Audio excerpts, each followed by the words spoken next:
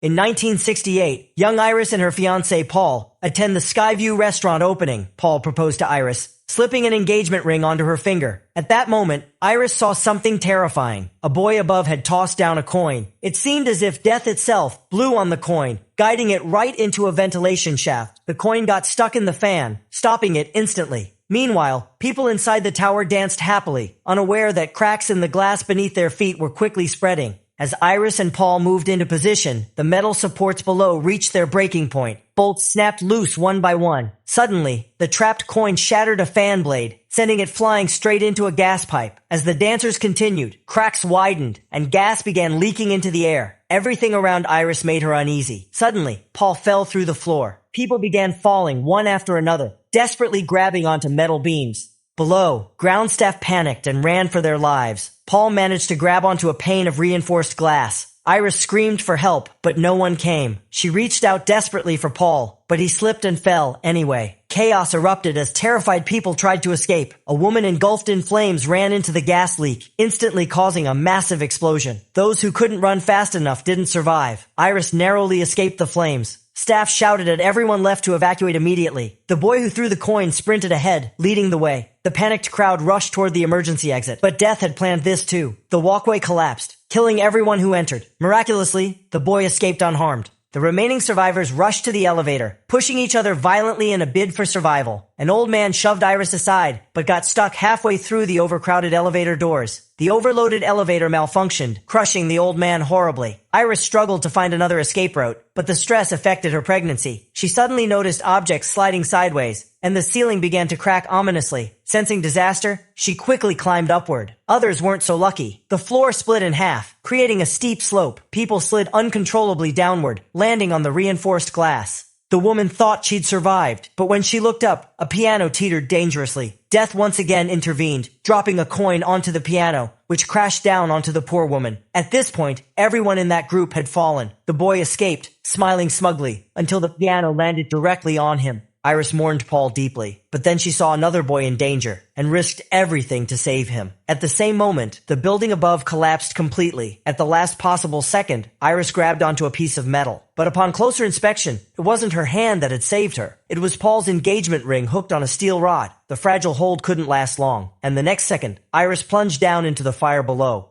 Stephanie woke up from a nightmare during class. But it wasn't just a normal nightmare. For 2 months straight, she kept dreaming the same thing. Stephanie told her roommate about it. In the dream, there was a woman named Iris, her grandma's name. But Stephanie had never met Iris and didn't even know if she was still alive. Her roommate suggested she go home and find out more, hoping the nightmares would stop. When Stephanie went home, she asked her dad Marty about Iris. Marty frowned slightly, but smiled awkwardly, clearly hiding something. At that moment, Stefani's younger brother Charlie said he was going to visit their cousins. Stefani decided to tag along. Before they left, Marty urged them not to mention Iris to their relatives. This only made Stefani more suspicious. What really happened to Iris? If the woman in the dream was Iris and something bad had happened, then where did her mom come from? Once Stefani and Charlie reached their cousin's house, she directly approached her Uncle Howard. She wanted to ask him about her mother, Darlene. Howard was stunned and quickly changed the topic. But when Stefani mentioned the place from her dreams, the Skyview restaurant, Howard and his wife Brenda were visibly shocked. Stefani pressed them for answers. Her cousins joined in, eager to learn more. Finally, they revealed Iris wasn't dead. She had suffered a mental breakdown. But to Howard and Brenda, Iris was as good as dead. Stephanie wanted to talk to Iris herself, hoping it would end her nightmares. Frustrated, Howard explained that after their father died, Iris lost control. She stopped them from going to school, locked them inside, and lived in constant fear that her children would somehow die. Eventually, the police intervened and took Iris away. Later, Iris kept obsessively watching their foster care progress. Once Howard and Brenda had their own children, Eric, Julia, and Bobby, Iris started sending them scary letters. These letters were filled with warnings and gruesome photos of dead bodies. They eventually moved away, cutting all contact with Iris. Stefani asked to see those letters, but Howard and Brenda refused. After much pleading, Brenda secretly told her where the letters were hidden. Stefani found the letters, and what she saw shocked her.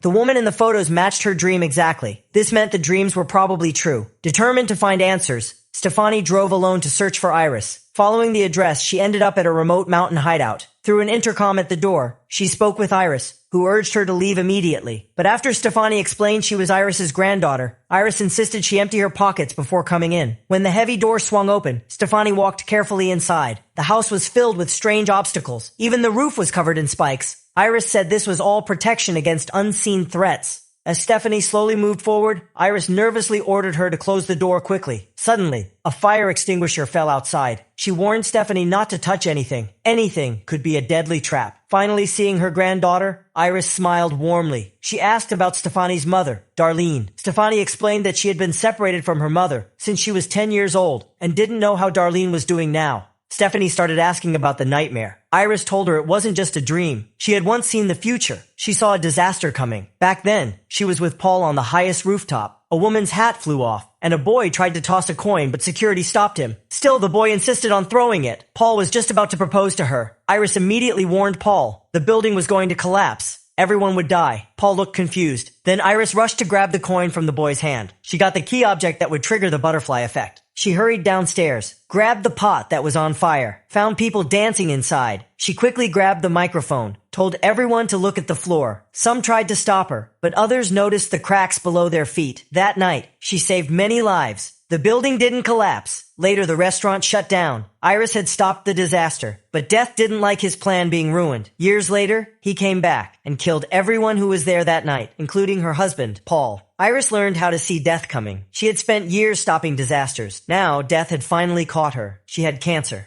While talking to Stefani, Iris let her guard down. Death silently arrived. A magnifying glass reflected sunlight onto a metal tray. The beam bounced onto a rope. It started to smoke. Iris believed Stefani's dreams were a sign because she might have inherited her gift. Iris sensed something was wrong. She turned her head and spotted Death's trick. She quickly knocked the magnifying glass aside. Death believed Iris would be distracted because her granddaughter was there. Iris told Stefani to stay, to learn the basics. It was too dangerous outside. She hadn't stepped out in 20 years. But Stefani didn't want to stay. She needed to return to school. Iris warned her. Death was coming for their family. But Stefani thought it was just a dream. She didn't believe her. She left without hesitation. Iris begged her to take the book before she left. Just as Stefani was about to walk out the door, Iris had a vision. The wind, the compass, trigger objects. She knew if she stepped outside, she would die. But for Stefani, she took the risk. She stepped out anyway, threw the book into Stephanie's arms, told her the book could protect the family. But Stefani still didn't believe her, so Iris told her to step back. She would prove it was all real. A sudden gust of wind blew in. It knocked over the compass. It hit a fire extinguisher. The extinguisher flew and stabbed Iris through the mouth. Now Stefani finally believed. Iris was gone. Her relatives attended the funeral. Stefani told her father and uncle that Iris had said death was coming, but they didn't believe her. Just then, Stefani's mother Darlene showed up. Still angry at her mom, Stefani walked away. Back home, she started reading the book Iris gave her. Meanwhile, the rest of the family was at Howard's place, having a barbecue, eating and laughing, completely unaware. Death had arrived. Bobby accidentally broke a glass, but he didn't notice the shard had mixed with the ice cubes. Eric placed his drink next to a gas tank. Clearly, they were about to become Death's new tools. Once everyone gathered to eat and drink, they unknowingly used the ice with glass shard. Howard raised a toast. He said Iris's death reminded them to enjoy life in the moment. Then everyone clinked glasses and took a sip. Suddenly, Julia started choking. She felt something stuck in her throat and couldn't breathe. Everyone rushed to her, but it turned out she had just swallowed wrong. She was fine. Inside, Stefani was reading Iris's book. She saw a chapter about the coin incident and a barbecue grill. Meanwhile, Eric was outside lighting the barbecue. Bobby called Charlie over to jump on the trampoline, but they didn't see the sharp rake hidden beneath it. The book slipped from Stefani's hands. She felt a terrible sense of danger. As the grill was lit, a photo frame fell and shattered. A shard of glass bounced across the floor. Whose drink had the deadly glass piece? Howard took a sip of his drink, but nothing happened. Then the camera zoomed in on Darlene's glass. Was it hers? Stefani, sensing something was wrong, headed toward Howard's house while calling her brother Charlie. Unfortunately, he didn't pick up. The trampoline had loose stitching and was about to break. On her way, Stefani saw a warning sign, danger ahead. It was like death itself trying to stop her. Then the glass shard was revealed in her father Marty's drink, but he only took a small sip and put it down. Howard went up to jump on the trampoline. The surface looked like it could give way any second. Luckily, Darlene spotted the hidden rake. She shouted and rushed over, pulling it out and returning it to the shed. But just then, Brenda accidentally knocked over a bottle. It hit the switch on a nearby machine. The pipes underneath began to twist and shake. The same rake from earlier started sliding down. When Stefani arrived, Death was ready to begin its performance. Howard walked over to greet her. Suddenly, Bobby's leg got stuck in the trampoline. Julia turned to look, causing a shard of glass to fall from her cup. Howard stepped on the shard. A sharp pain hit him instantly. At that moment, the rake fell onto the lawnmower. Howard lost his balance and fell. The mower charged straight toward him and ended his life. The relatives attended another funeral. Stefani rushed home to go through the books again. She found a note that said, JB found someone who survived. She began analyzing who might be next. Iris and Paul's children were Howard and Darlene. Howard's children were Eric, Julia, and Bobby. Darlene's children were Stefani and Charlie. They were all connected by blood and couldn't escape death. Stefani explained the pattern to the others. Now they sat and listened quietly. It was all from the restaurant's death list. The order of death matched the one Iris had seen. Originally, hundreds should have died, but Iris saved them. And now, death was coming back to claim them one by one. Death followed a specific order when it came to killing. It started with Howard's family, and then it would move on to Stefani's. Marty and Brenda weren't related by blood, so they were likely off Death's list. That meant the one in the most danger now was Howard's oldest son, Eric. But no one believed Stefani. They all thought she was obsessed or cursed, and one by one, they walked away. Eric arrived at his workplace. A spinning fan brushed against a hanging chain. The chain perfectly hooked onto Eric's nose ring. Next to him, disinfectant spilled onto the floor. The fan kept turning, slowly pulling the chain tighter and tighter. Eric couldn't remove the nose ring. He had to stand on his tiptoes, balancing higher and higher. He accidentally bumped into a nearby lamp. The lamp fell and instantly ignited the flammable disinfectant. Things got worse quickly. Glass shattered on the table. Eric was in pain and panic, desperately trying to free himself. At the last second, he managed to yank off the chain. But as he fell, he knocked over more disinfectant. Moments later, the shop exploded. Meanwhile, Stefani had been worried. Eric hadn't answered any of her calls all night. She grabbed Charlie and rushed out to look for him. On the way, they nearly got into an accident. Luckily, Eric had survived. He escaped by tearing off his burning leather clothing. But what happened next made Stefani even more convinced death was hunting them. Eric, however, still didn't believe a word of it. So Stefani decided to stay by his side to protect him. She began following Iris's notes, trying to prevent any possible chain reaction. For example, a tree trimmer suddenly fell off a branch nearby, almost hitting a boy's soccer ball, which could have struck Eric's head.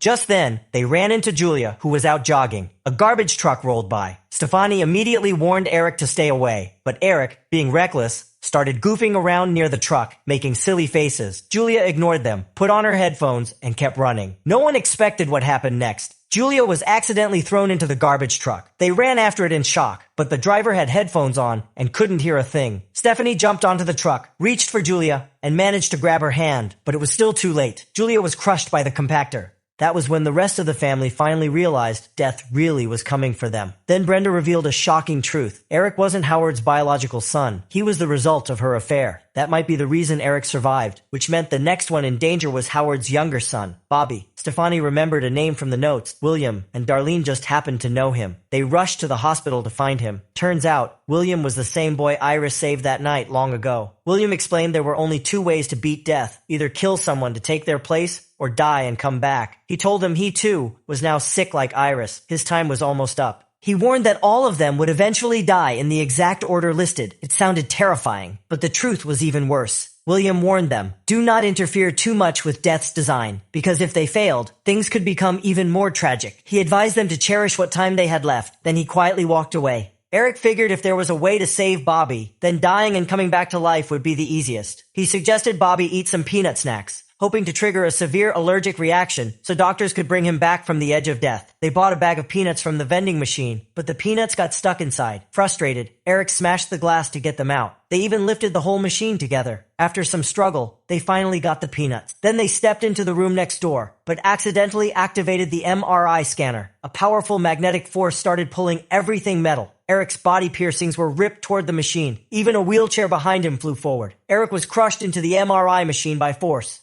Bobby, who had just eaten the peanuts, couldn't help at all. He tried reaching for the EpiPen in Eric's hand. At that moment, a doctor noticed the commotion and opened the door. Then came the horrifying moment. A loose spring from the vending machine flew across the room and stabbed straight through Bobby's head. Stefani, Darlene, and Charlie held each other tightly. They realized they couldn't fight death anymore, so they decided to follow Iris's path and risk everything. The three of them drove deep into the mountains to Iris's old cabin. They didn't notice a coin had fallen from the notebook. An old woman picked it up from the ground. The cabin in the mountains felt creepy, as if death had already been waiting for them. Stephanie slammed the gas pedal and drove straight into the cabin. Midway, the car crashed, and her seatbelt buckle trapped her in place. Now, Death's target was Darlene. As long as she made it safely inside the cabin, everyone else might be safe, but no one saw the sparks coming from a short-circuited roof wire. Just as Darlene reached the cabin door, a huge explosion blasted the car. Stefani's body plunged into a nearby pond. Charlie